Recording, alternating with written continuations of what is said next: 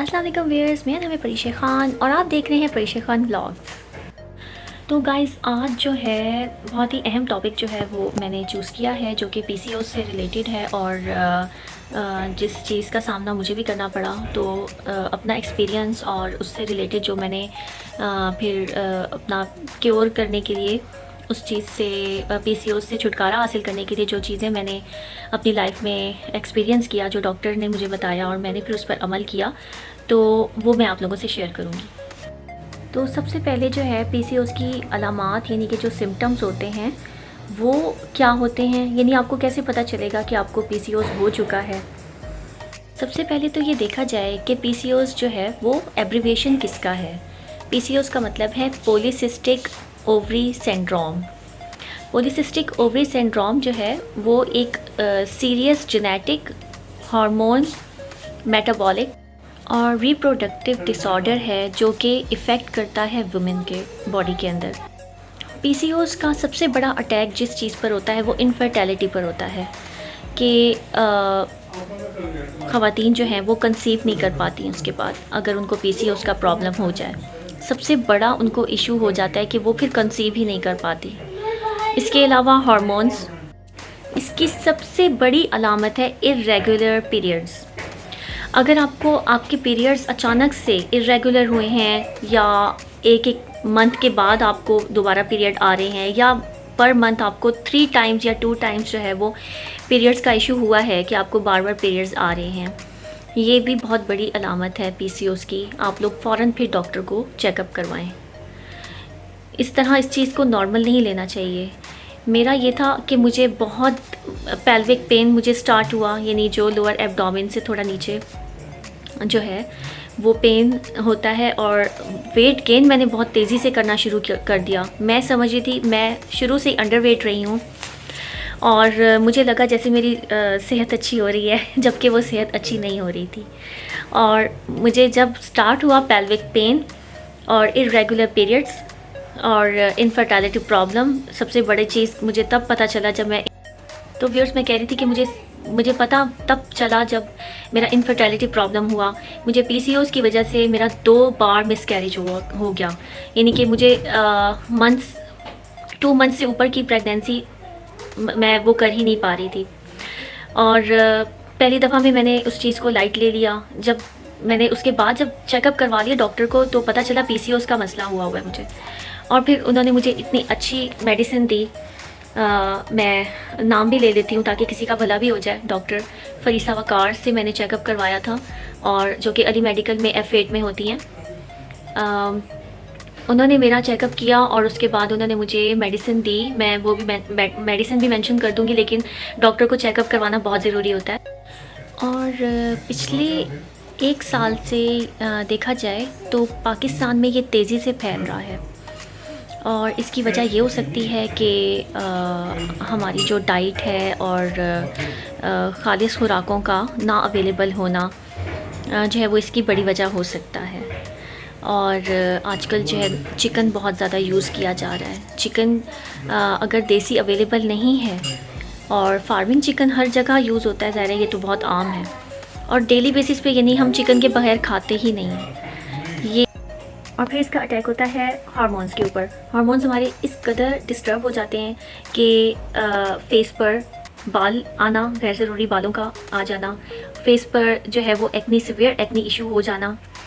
इसके अलावा फेस से देखने से पता चल जाता है, जैसे मुझे जिस चीज़ का सामना करना पड़ा था वो मैं आपको अपना एक्सपीरियंस बताती हूँ कि मेरा फेस जो है वो बहुत मैच्योर लगना शुरू हो गया था। जो फेस की जो क्या कहना चाहिए कि फेमिनिज़म, यानी वो फिर मेल हार्मोन ज़्यादा प्रोड्यूस होने लग जाता है। तो इस वजह से मैं आप लोग को आसान अल्फाज में बता रही हूँ कि मेल हार्मोन ज़्यादा होना शुरू हो जाता है इंक्रीज बॉडी के अंदर, तो फिर हमारी फेस की जो स्किन होती है वो भी मैच्योर लगने लग जाती है।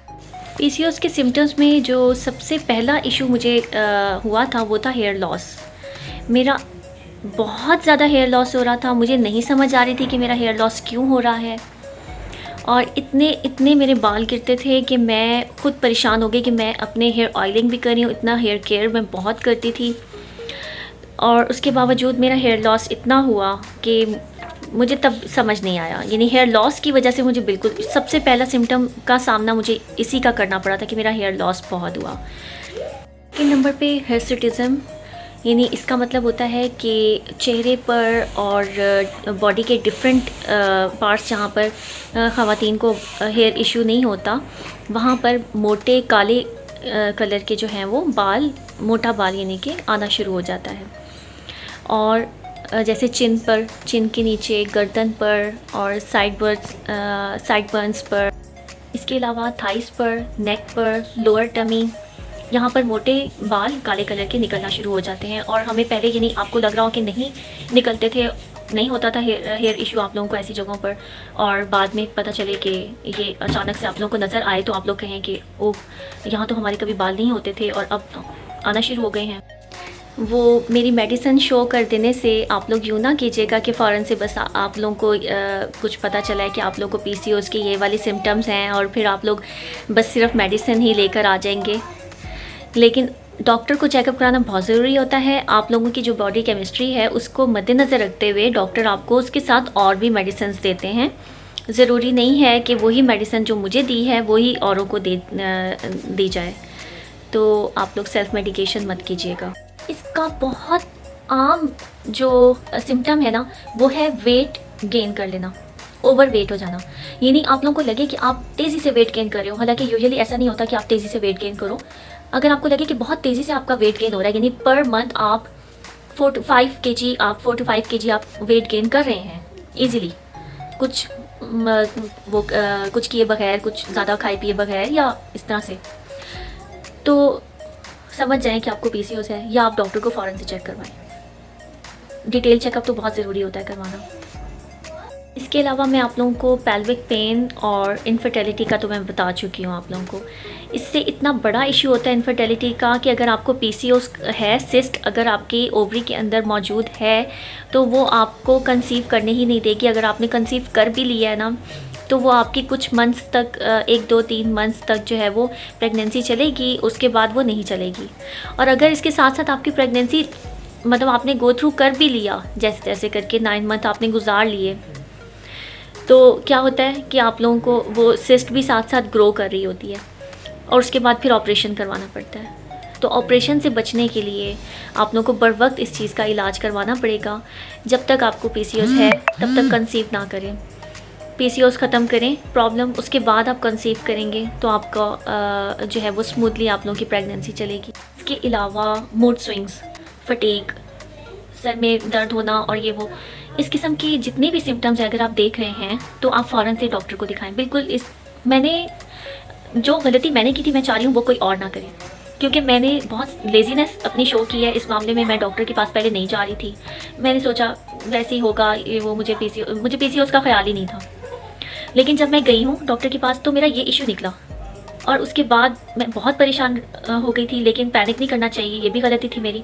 पैनिक नहीं करना चाहिए, आपको जो डॉक्टर ने मेडिसिन दी है वो आप रेगुलरली यूज़ करें और ठीक उसी टाइम पर यूज़ करें जिस टाइम पे लेनी है, तो फिर इंशाल्लाह आपको इस चीज़ से छुटकारा मिल जाए। इसके अलावा जो इसका सिम्टम है वो है कार्डियोवैस्कुलर डिजीज़। मेरी अचानक से दिल की धड़कन तेज़ हो जाती थी और वो आउट ऑफ कंट्रोल।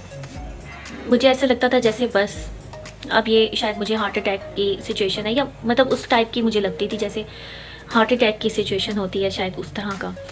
और वो पेन मेरा लेफ़्ट पूरा का पूरा बाजू मेरा दर्द करने लग जाता था और ये पूरा यहाँ तक आते आते इस जगह तक आ जाता था पेन, और वो खुद ठीक भी हो जाता था। लेकिन लास्ट टाइम एक दफ़ा ऐसा हुआ था कि वो मेरा आउट ऑफ कंट्रोल था और हार्ट बीट मेरी लाइक इतनी ज़ोर ज़ोर से होती थी कि मुझे समझ में नहीं आता था कि मैं अचानक से मुझे हो क्या गया है। वो सब था PCOS की वजह से। जैसे ही मैंने इस चीज़ की मेडिकेशन स्टार्ट की है मुझे इस चीज़ से छुटकारा मिल गया, शुक्र अल्हम्दुलिल्लाह, अब मैं ठीक। मोरिंगा पाउडर जो है बहुत ज़्यादा इफ़ेक्टिव है इस चीज़ में, क्योंकि आपको आपका जैसे ही वेट लॉस होना शुरू होगा, दोबारा से अपनी जगह वापस आना शुरू होगा वेट, तो इट मीन्स कि आपको PCOS से आपकी यानी जान छूट रही है, आप लोग ओवरकम कर रहे हैं इस डिज़ीज़ से। तो अगर आप लोग इस चीज़ पर सीरियस नहीं लेंगे और अपना वेट कंट्रोल नहीं करेंगे, सबसे बड़ा इस पर यही आप लोग ओवरकम करने का सबसे जो इफ़ेक्टिव वे है वो यही है कि आप वेट लॉस करें। और मोरिंगा पाउडर मैंने लेना शुरू किया था, उससे मेरा एक्ने का इशू भी ख़त्म हुआ। मेरा वेट दोबारा से मेरा पहले हो गया था 10 kg ज़्यादा बढ़ गया था मेरा, ठीक है। फिर वो दोबारा से अपनी जगह आया, 55 kg अब है मेरा वेट। शुगर अल्हम्दुलिल्लाह 56 kg तक है। जो इश्यूज़ चल रहे होते हैं हमारे अंदर, वो अगर हम नहीं उस पर देखेंगे और उस पर सीरियस नहीं लेंगे तो वो बढ़ता जाता है, वो डिज़ीज़ फिर बढ़ता जाता है। तो व्यूअर्स, जो भी ख़वातीन देख रही हैं मेरी ये वीडियो, वो प्लीज़ अपना चेकअप करवाते रहा करें। जो भी 6 मंथ्स के बाद जो चेकअप होता है, वो डिटेल चेकअप होता है, वो करवाना चाहिए, ब्लड टेस्ट वगैरह वगैरह।